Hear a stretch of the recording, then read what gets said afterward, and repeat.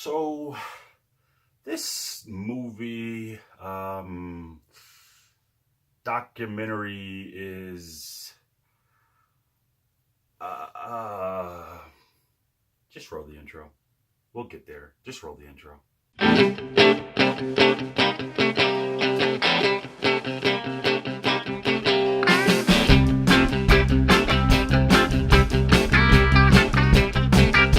Well, here I am. I'm busted down in Lufkin. Just a...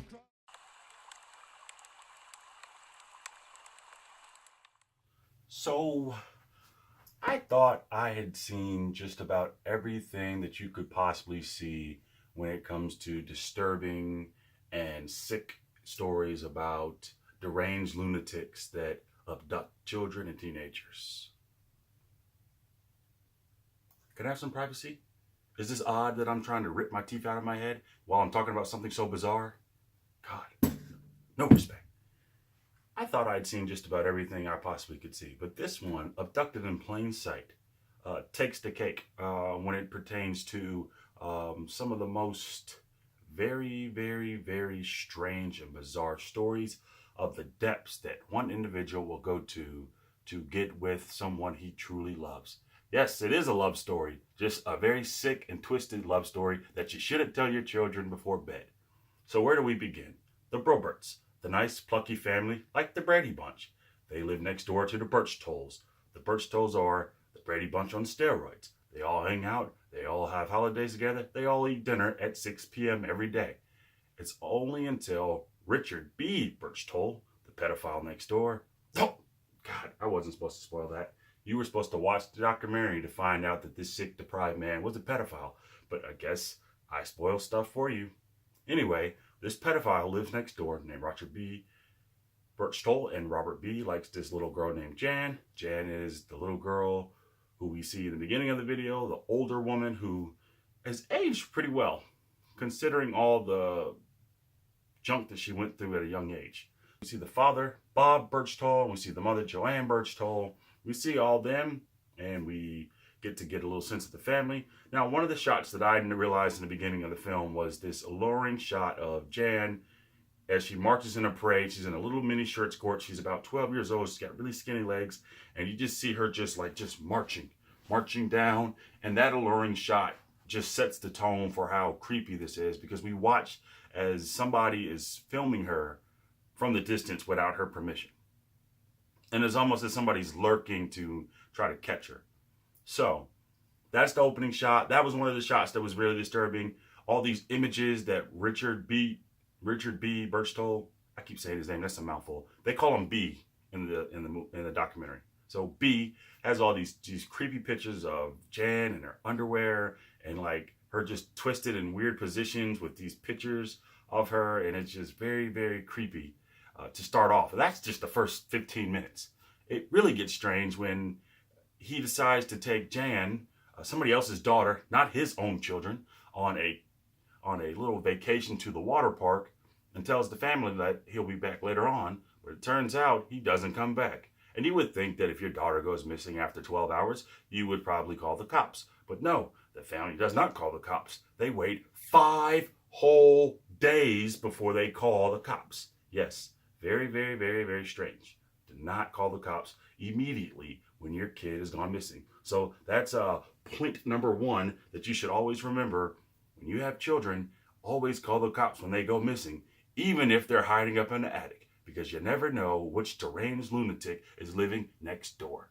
So they call the cops and finds out that B took Jan overseas and married her. Yes, a grown man with a wife and kids and a mortgage and a beard. He took a little girl overseas to Mexico, married her, but he couldn't come back to the USA because it's illegal. Shocking. Why would it be illegal? Why can't I have a little girl and be married to a 12-year-old little girl when I'm a grown man? America is just not a great place. Anyway, he marries her, but he comes back, he gets caught, and you would think the parents would press charges against him. No, they don't, because he's blackmailed the parents. So, you see, you got Bob on this side, the man, the father, the patriarch of the family. He got a little handsy with Mr. B in the car one night. Yes, if you're thinking about what I'm saying, You are exactly right. Yes, that did happen. No, not with his mouth. He didn't get penetrated. He did it with his hands. Yes, he relieved another man of his frustrations. And so that's Robert, or that's B and Bob. I keep the names, the Bobs and the B's and the Bo's. Just get me all messed up. Then on this side, you got Jan. Jan is a woman who, Joanne is the woman who had an affair with the same man. So you got Bob and Joanne, the parents of Jan, who are having an affair with the same grown man that is trying to marry their daughter. Yeah, okay. So what happens after that?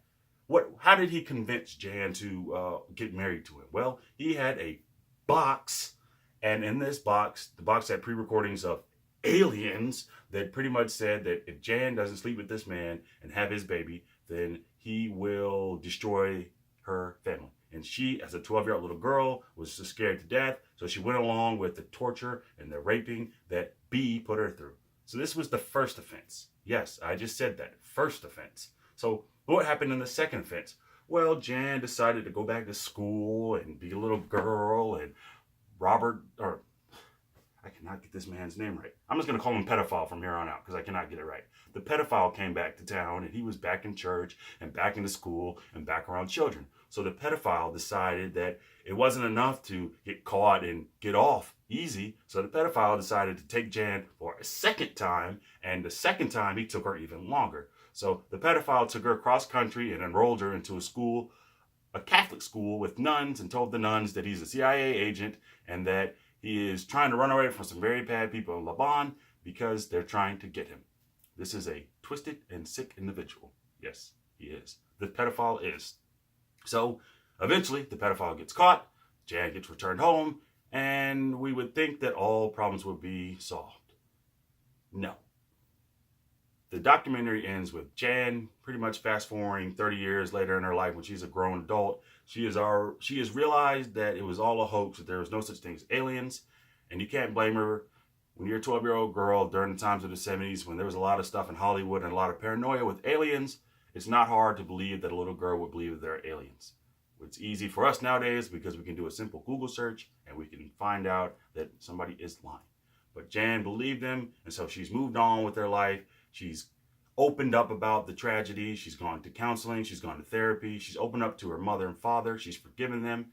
And they decided to write a book about the chilling details of the 2 abductions that happened. So what happens after that? Well, you have this cripply old man that comes back into her life. And that's that is no one other than the pedophile. So the pedophile returns 30 years later. He's still creepy. He's still old. He's still disturbing. But this time, he's got wrinkles. That's the only difference. So he's still scary. He's still ugly. He's still creepy. He's just got wrinkles now. So with all of his wrinkly skin, he comes back and he's like, that's defamation of character. I didn't take that little girl. She's making it all up. So he takes her to court, and Jan's pretty much like, look, bro, you got one more time to bother me or I'm getting the cap. And we're going to pop this cap in you. So Robert B. Berchtold committed suicide because looking at himself in the mirror and realizing how pathetic you are was too much to bear. And so he committed suicide by, I believe it was overdosage in pills. So he just drunk himself and took pills and killed himself. So the silver lining in the story is that Jan was able to get over this. She used this unfortunate situation to bring awareness to other girls and boys that are abducted by pedophiles that live next door. So it is important that you know where your children are at all times. Girls, it is important that you don't put yourself in bad situations, although sometimes you can't help but putting yourself in bad situations. It's not always your problem. Just be mindful of the people that you have around you, and then also always go somewhere with a friend if you have one. And boys, always make sure that you look for young girls that are being abducted or have the potential to be abducted, and be the protector that we are meant to be. That's not a sexist term. That's just me making sure that little girls and little boys do not get abducted, and vice versa. Girls, make sure that little boys don't get abducted. Girls, you should be the protector. How about that? Now, this video would not be complete if I didn't add some unnecessary racial politics to it.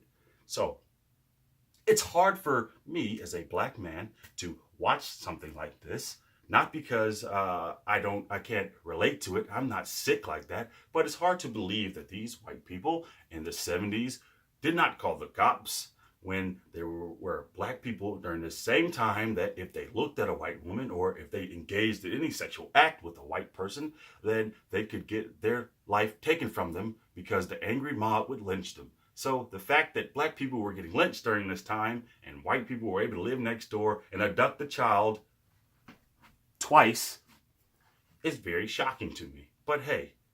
Hello, if you made it to this part of the video and you like what you heard, please consider liking and subscribing to my channel. I post a video at least once a week about a particular movie, television show, or news issue that I just witnessed, and I just talk about it. You can follow me at Twitter at IDKRevy, Snapchat at DNRarmadillo93, or Instagram at RevyIDK. You can always leave a comment in the comment sections, and I can always debate with you, or just say hi, how are you doing? It all depends on what you leave. Thank you for supporting me and my channel. You have a good day. Bye.